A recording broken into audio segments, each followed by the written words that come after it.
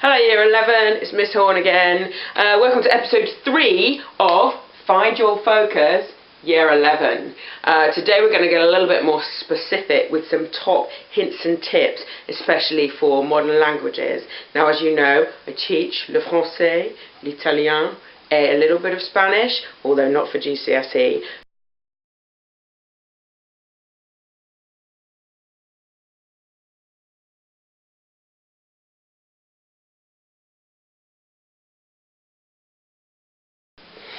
I'm going to give you some strategies today for tackling the listening and the reading exam for your modern languages. So if you don't study modern languages, then nice to see you and see you on the next video.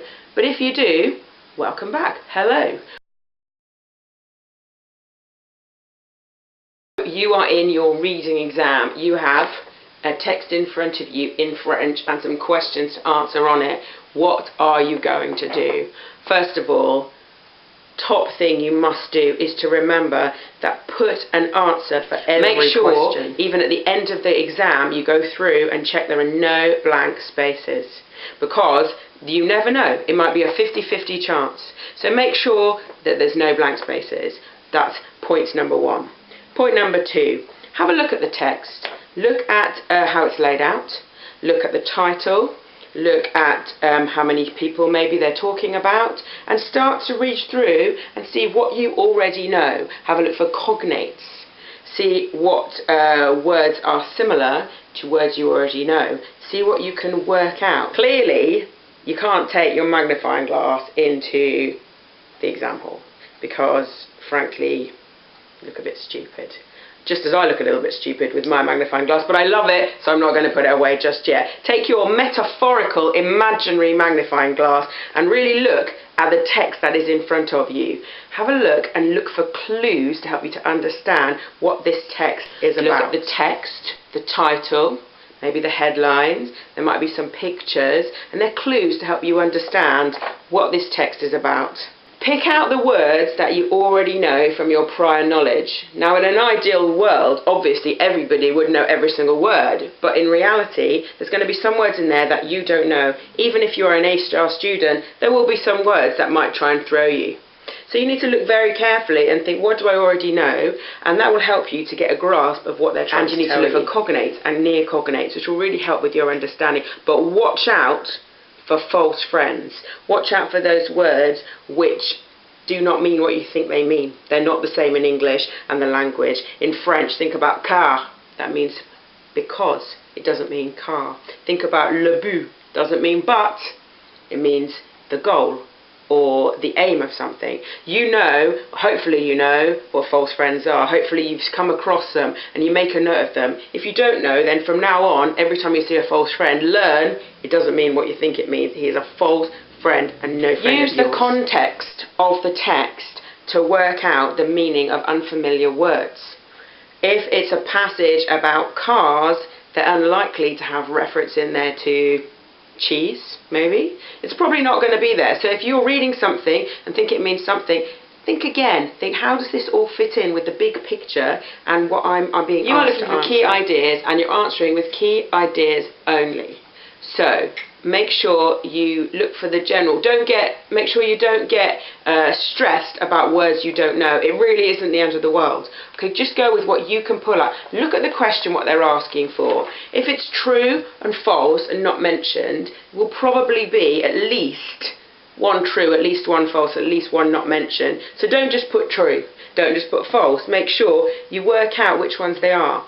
If it is a question that asks you to put 4 boxes ticked, that doesn't include the example, make sure at the end you have no more, no less than 4 boxes ticked. You tick more, you might lose marks. You tick less, you're definitely going to lose marks. So a lot of common sense goes into answering this paper. Make sure your common sense button is switched on your head when you go in, and I'm sure you'll be fine. Good luck.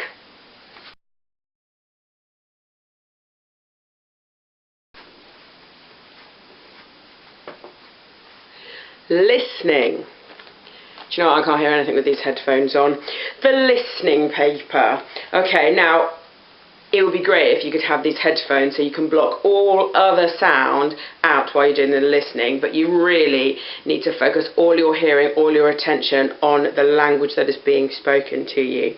Listening papers are meant to be a little bit challenging, but they're not impossible. So here are some tips to help you get the most out of the listening paper. First of all, you get some reading time before the listening exam starts. It's usually around 5 minutes and it's built into the exam. Use that time to go through the whole paper, have a look through. You can make notes on your paper, so if you know a word in French for something, make a note of it, because it may well come down and you may hear it and it will help you with your understanding, so that you know what you are listening for before you start listening. Now sometimes the harder questions are going to be a lot more information and you're going to need to listen really hard and pick out the key ideas. But if you've read the questions in that 5 minutes listening time, it's going to help you be better prepared when you get to those harder questions a little bit later. So use that time wisely and really focus on the task that is ahead of you. Listen out for clues that's going to help you understand the message. Listen for the intonation. The people speaking, are they happy? Are they sad? Are they afraid? How are they communicating? Listen for pronunciation. Listen for connectives. Listen for intensifiers. Listen for negatives. Examiners love to throw in things where they say the opposite of what they're saying, and you have to listen carefully and really know your negatives so that you can sometimes work out they're maybe trying to trick you. This happens a lot in higher papers, occasionally in foundation papers. It's not necessarily you hear a word that is the one you want. You need to listen around it a little bit and really apply your brain to work out what they are trying to say. Pick out words you already know from your knowledge of vocabulary. Now, clearly, as I said before with reading, if you know all the words, fantastic, but the pronunciation might be a little bit different to what you think it is. So you need to listen out for cognates, listen out for near cognates, and you need to listen out for those horrible false friends that are trying to trick you just by their very being. You need to answer the questions precisely and accurately. Avoid waffling. Sometimes they give you a space and they say, what has happened to Jacques? You need to just think very clearly, how can I say in one sentence what happened to him? Look at how many marks are available for each question. If it's 1 mark, they're probably only looking for one thing. If it's 3 marks, maybe you need to write down 3 things. And just as with the reading paper, it's really important you look at what you need to answer in English, what you need to answer in your language, French, Italian, Spanish, Turkish, whatever it is. So part of it, if you answer it in the wrong language, you're going to lose the marks. An example from last year from a French paper, there was a list of ice cream flavours. Really simple, and at the top it said answer in English, and several of those children wrote the answers in French, didn't get the marks. It's such a shame. They were really frustrated. I was really annoyed. They clearly understood the question, but they didn't understand the language. So look very carefully and see what language they want you to answer each question in. It will vary. They will specify it very clearly. In general, if a question's in English, you answer it in English. If the question is in French, you answer in French. Spanish, Italian, Italiano. So, easy. You just need to keep focused, read it carefully, answer every single question, even if it's a guess. You hear each bit of listening twice.